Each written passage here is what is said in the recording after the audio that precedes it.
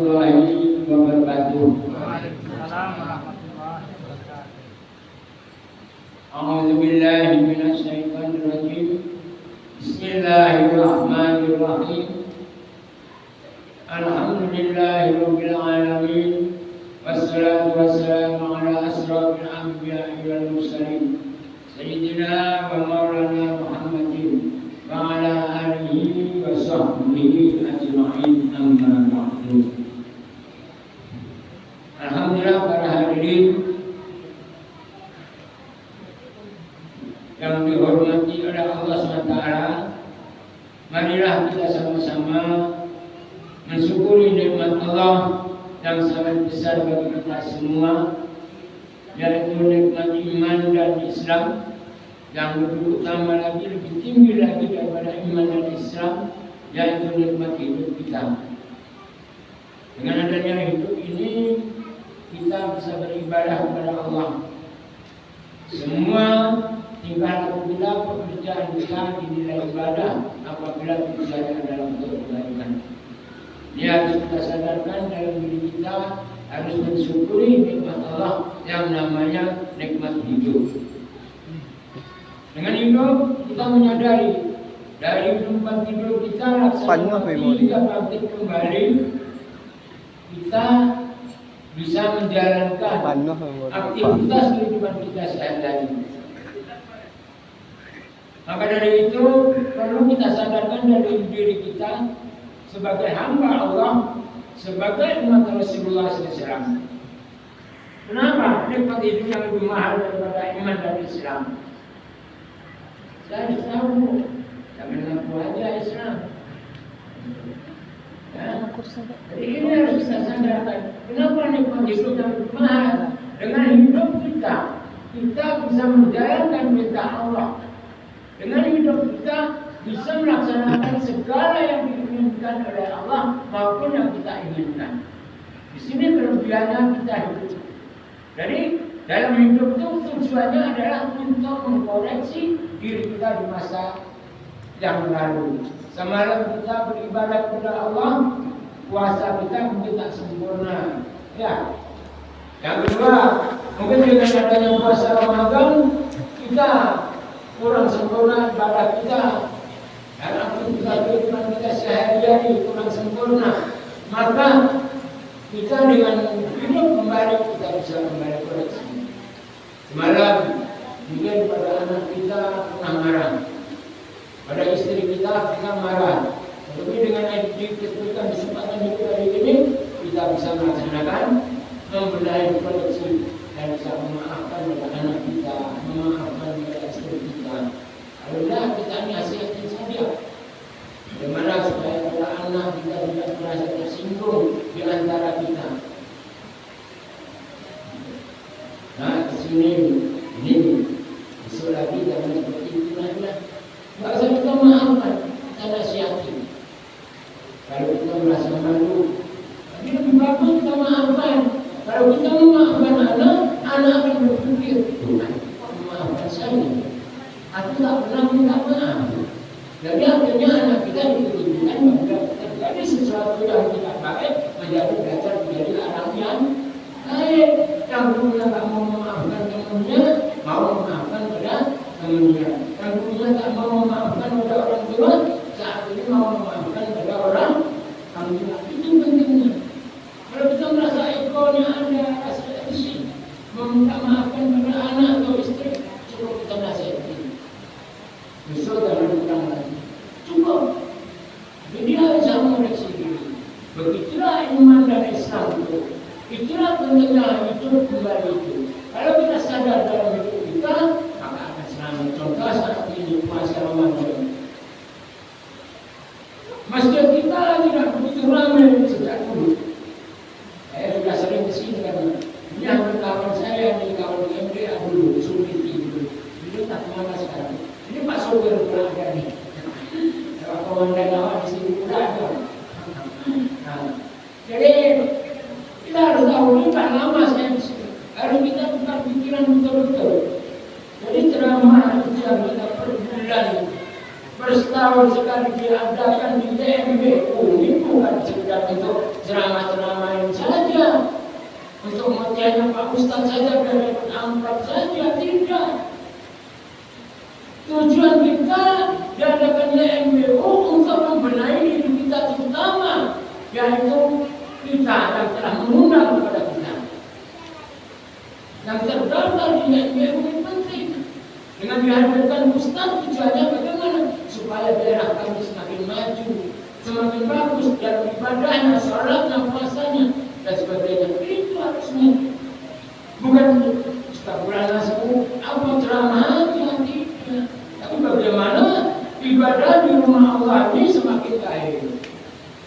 Dengan diundang Ustaz sebulan sekali atau diundang Ustaz setahun sekali seperti ini, ya, bagaimana supaya lebih bagus masjid kita. Amin. Mudah-mudahan jadi masjid. Saya berdoa nanti ucapan saya ini. Ya, jadi mudah-mudahan jadi masjid betul. Jadi mudah-mudahan kalau kita benar-benar. Jadi terutama kali adalah mengenai itu. Maka perlu mensyukuri nikmat itu. Yang kedua, perlu menyadari diri kita kejayaan dan kebahagiaan manusia terletak pada agama. Agama apa? Agama Islam yang dibawa oleh baginda Rasulullah Sallallahu Alaihi Wasallam. Allahumma sholli ala sayyidina Muhammad wa ala ali sayyidina Muhammad. Kita selalu berselawat kepada Gusti Kanjeng Nabi Muhammad SAW. Maka nanti akan dapatkan pertolongannya oleh Rasulullah SAW dengan asbab Rasulullah SAW. Maka kita akan diselamatkan di dunia maupun di akhirat. Pertama, di dunia kita, kalau kita selalu berselawat kepada Gusti Kanjeng Nabi Muhammad, dapat pertolongan dunia dibukakan rezeki kita, rezeki hidup, ya, panjang umur, panjang rezeki, kan? Panjang usahanya semakin lancar dan sebagainya. Itu dunia. Itu selalu berselawat kepada Nabi. Di akhirat, selamatkan di alam kubur kita, selamatkan di alam maksiat kita. Karena selalu berselawat, orang yang selalu berselawat kepada Nabi dalam kubur itu Rasulullah dulu menghadap malaikat. Begitu Pak. Rasul. Maka perbanyaklah besok salawat. Mari kita salawat sama-sama, baca salawat Nabi yang induknya salawat. Sallallahu ala Muhammad. Sallallahu ala Muhammad. Sallallahu ala Muhammad. Sallallahu alaihi wasallam. Salawat ini itu pada salawat-salawat yang lain. Allahumma sholli ala sayyidina Muhammad wa ala ali sayyidina Muhammad. Kalau kita baca, dapatkan pahala, dapat dimudahkan rezeki oleh Allah SWT di dunia, belum di akhirat. Ketenangan hati kita, ketenangan jiwa kita dengan salawat Nabi. Maka perbanyaklah bersalawat. Kalau kita sadar diri kita sebagai hamba Allah, sebagai umat Rasulullah, itu perintah Allah dan Rasulnya. Nah, dengan hari ini dalam rangka Ramadan kita, judulnya mengenai menjauhi dari perbuatan zina. Zina itu banyak, ya, zina mata, zina hidung, zina telinga, zina mulut. Mata itu semua adalah bukan dari zina, perbuatan yang tidak baik. Mereka bukan makhluk kita, bukan keluarga kita, itu zina mata. Memang wanita cantik kita nafsu, jadi zina. Tetapi kalau kita boleh memandang seorang wanita atau seorang wanita memandang seorang laki-laki, tujuannya untuk dinikahkan, boleh. Selama-lamanya pandanglah selama-lamanya, tidak ada pacaran. Pandang terus, pandang cantik ini. Aduh, ganti-ganti Bapak Ustaz ini mamanya. Atau aduh ini. Ya kan? Dengan cara itu, maka malamlah hancur. Ya Allah, kabulkan doa kami. Kalau wanita itu pantas untuk berikanlah untuk punya Allah. Kembali baru istiqoroh. Jadi istiqoroh dulu. Saya sunatan istiqoroh ini pengantar ini dari tanah Allah. Ya Allah pilihkan antara dua. Kalau memang pantas untuk berikanlah kepadaku. Kalau memang tidak pantas jauhkan dari aku. Itu namanya pelaksanaan sholat istiqoroh. Tahajud memohon dulu.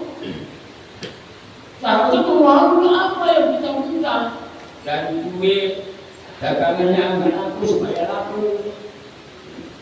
Supaya laku, bahasa Jawa itu. Bahasa nasional sama laku juga ya. Nah, bahasa itu supaya laris, dagangannya ada seperti itu. Tahajud minta sama Allah semua. Apabila kita dapat cita-citanya dari DPR, ingin jadi menteri, atau ingin jadi presiden, berdoa minta sama Allah. Jangan minta pada makhluk kecil, besar Allah. Itu caranya. Inilah perlunya kita bersalawat kepada Gusti Muhammad. Perlunya melaksanakan salat tahajud dan perlunya memahami tentang zina. Nah, dalam ayat ini dijelaskan, "Wala taqrabu zina, innahu kana fahisyah." Dan janganlah kalian mendekati zina. Sesungguhnya zina itu adalah suatu perbuatan yang kecil. Fasa'an sabila dan seburuk-buruknya jalan. Lalu perbuatan yang zina itu perbuatan yang buruk. Jadi yang kedua, qulul mu'minina